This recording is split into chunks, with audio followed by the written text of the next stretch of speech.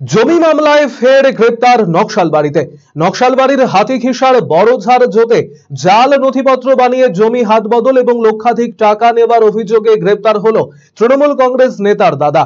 ধৃতের নাম সুশীল ঘোষ, নকশালবাড়ি ব্লক তৃণমূল কংগ্রেসের সহ সভাপতি সুনীল ঘোষের দাদা।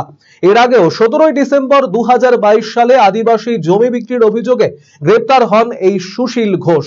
2022 সালে গ্রেপ্তারের পর ধৃত জামিন পেলেও জমি সংক্রান্ত বিভিন্ন অভিযোগে ধৃতের খোঁজ করছিল পুলিশ। অবশেষে শনিবার ধৃতকে গ্রেপ্তার করেন পুলিশ কর্মীরা। ধৃতকে রবিবার শিলিগুড়ি মহকুমা আদালতে তোলা হয়।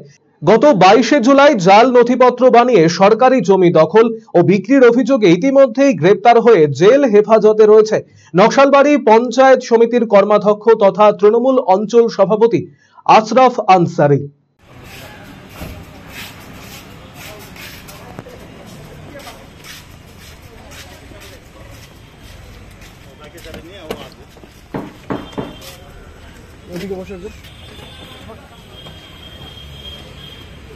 রবীন্দ্র